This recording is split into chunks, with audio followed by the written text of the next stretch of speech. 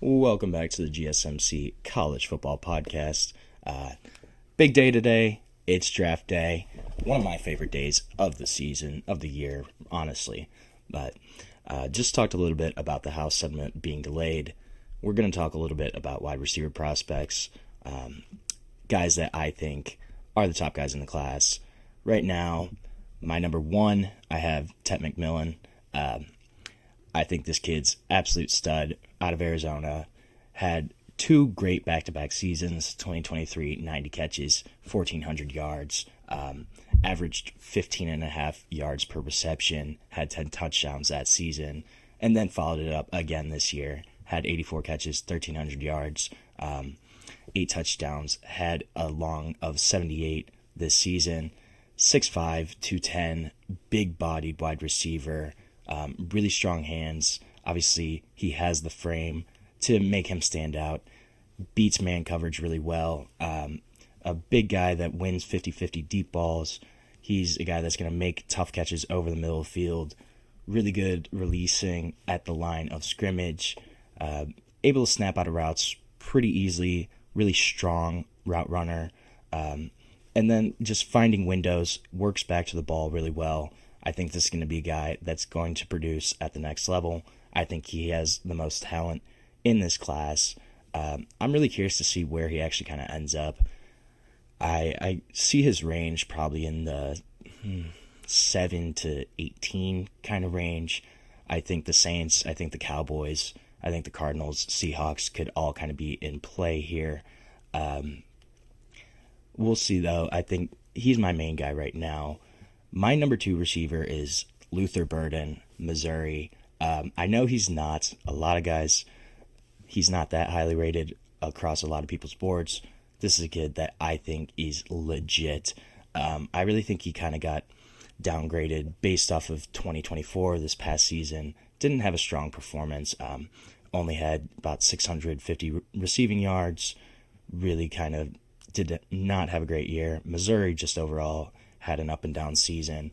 But 2023, guy that had 85 catches, 1,200 yards. And he's only 6 foot, 205. But this is a dude that's a smooth player, route runner. Also has gotten 34 carries across his career. Last season had 9 carries, had 120 rushing yards, which I thought was kind of interesting. I didn't realize that until I went back and kind of looked at the numbers. This is a guy that's great in open field after the catch, can turn it up, just instinctive as a runner in open space, able to find and move throughout the defense really well. This is a guy that's going to be a killer against zone coverage, just in terms of his route running, and in terms of he's really able to kind of change speeds, throttle up, throttle down, really change directions, change speeds well, and guy that's got strong hands, doesn't really drop passes. I think he's got a really high ceiling if he's in the right offense, if he's in the right position. I'm really looking at him right now as an early day 2 pick, maybe mid round 2, but I love Luther Burden. I think he's getting a little underrated just nationally right now, really based off 2024. But if you turn the tape back to the season before, this is a guy that I think is legit. My third guy, I have Emeka Egbuka, Ohio State. Now, kind of sound like a homer, but I think this is a guy that's going to be a great slot receiver from day one in the NFL. Led the team in receptions this past season, had 81, had 1,000 receiving yards, also 10 touchdowns. Also joined Marvin Harrison as the only Ohio State Buckeyes ever to have 2 1,000-yard receiving seasons, which is kind of interesting. You think of some of the guys that have come through there in the past 5-10 years especially, and then historically too. They've had some really great wideouts. Him and Marvin Harrison, only 2 guys to have 2 1,000-yard receiving seasons. Also finished on a high note, 6 catches against Notre Dame in the national championship. OSU's all-time record holder for receptions, 205 receptions in his career, second all-time at Ohio State in terms of career receiving yards.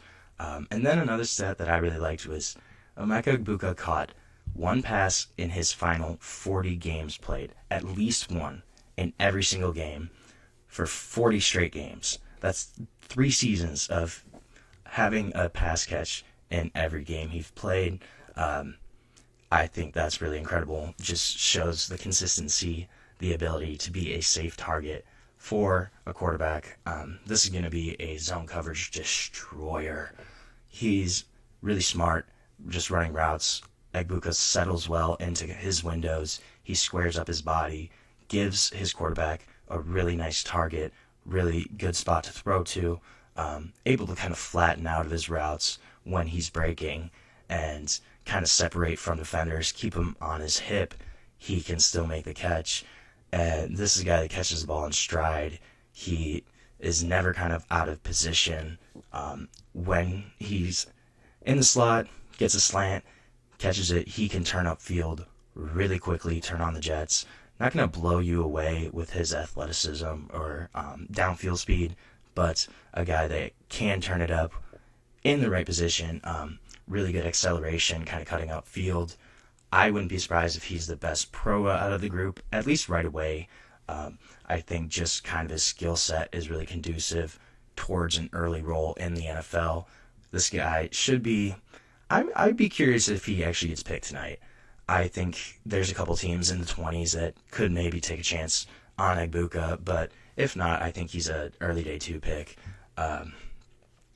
I think then Matthew Golden, I really kind of like Matthew Golden. I just like a couple other receivers a little bit better.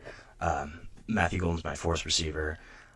He really kind of blew up this past year after his 2024 performance. Kind of took over that number 1 role at Texas, showed out. This is a guy that's really explosive off the line of scrimmage, gets out of breaks super easily, just dynamic after the catch overall. 4.28 40 at the combine, showcased his speed. It was a big competition between him and his teammate Isaiah Bond. Oh, Isaiah Bond. Yeah, when you're saying you're gonna run a flat 4.2 and under, and then you run a 4.48, not a great look. But Matthew Golden, though, he does have legit speed, deep end speed. 4.28 at the combine, and that speed shows up on tape. You can tell in his gameplay, in his game style, especially on those deep balls when he's tracking them. Able to separate from defenders, able to give his quarterbacks a really solid target down the field. This is a guy that can make a ton of acrobatic, athletic catches. Kind of reminiscent of Garrett Wilson, at least that way. Garrett Wilson, at least at Ohio State, really kind of could go up, contort his body, catch the ball in a number of different ways, positions. This is a guy that's a really dynamic athlete overall. I think he's probably got one of the highest upsides of anybody in this wide receiver class. Honestly, probably him, or I think Luther Burden has the highest upside personally, but I think Matthew Golden is right there behind him.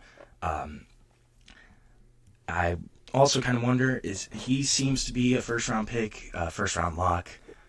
Where he's going to end up, I think is going to be interesting. I don't think he goes to 12 at Dallas, unless McMillan goes earlier.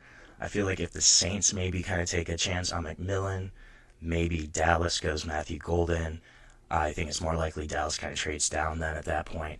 But Arizona is also a spot to look at here. Arizona really needs a wide receiver opposite of Marvin Harrison.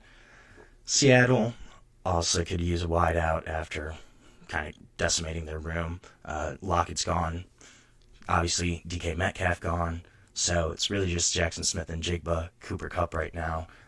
Could use a younger option too. And then the Chargers, I think, are a really great fit for Matthew Golden. What they want to do there, they need a wide receiver pretty badly. I think Los Angeles. I always think of them as San Diego still. But the Chargers, I think, are a team that really kind of fits Matthew Golden. His play style fits them. Then I think my last wide receiver I'm a Tre Harris guy. I really like Tre Harris. This is a kid that I think people kind of forget how dominant he was at the start of the 2024 season. 6'2", 205, decent size. Not going to blow you away with his speed, but he's just able to make some really close contested catches, strong hands, will fight through defenders to get back to the ball. I've seen him make some unbelievable grabs, and he's not going to separate from the defender. The defender's still going to be right on him, but Tre Harris, more often than not, is still able to come down with the football, and I think that's really impressive. In his first game ever at Ole Miss, he transferred in from Louisiana Tech. In his first game ever at Ole Miss, he caught 4 receiving touchdowns. I mean, it was against Mercer, but still set the Ole Miss single game record, 4 receiving touchdowns in his first game ever. I was there. That was pretty crazy. It looked really easy for him too. Like none of it looked hard. He made it look pretty effortless. And he finished this season with 1,030 receiving yards overall, but so you have that 1,030 total. Through the first 5 games of the season, Tre Harris had 804 receiving yards. This is the second most out of the college football playoff era. Actually, the most out of the college football playoff era. So since 14-15, and then most since Brandon Cooks had 807 in 2013. So 804 yards through 5 games. Tre Harris was absolutely balling out. Got hurt during the LSU game, and that was a game that Ole Miss probably should have won. They did not. Got hurt and really just fell off after that. Tried to come back against Florida, re-aggravated his injury during the Florida game, and just then kind of ended on a poor note that 2024 last season. But this is a kid that I think if you look at the start of this past season, you look at what he did in 2023, he's a really, really exciting wide receiver. I also love him after the catch. This is a guy that will catch.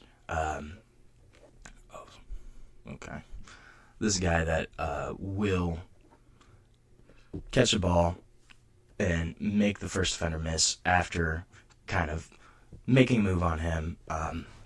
Runs really hard, has the contact balance to break tackles, can shake press coverage with release. This guy, his time speed, not going to be great. But he runs well on tape. He's faster than I think his time is. Guy that's going to track the deep ball really well.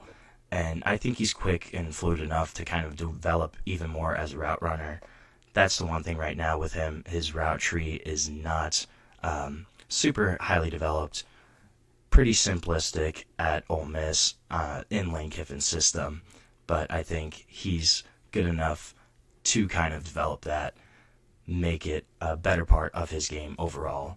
So we're going to take another break on the GSMC College Football Podcast. When we come back, we're still going to talk some draft. We're going to talk some of the rumors, predictions for some of the stuff that's just come out today. Draft days always kind of you get rumors flying everywhere, so we're going to go over some of that, discuss some of that. We'll be back shortly on the GSMC College Football Podcast.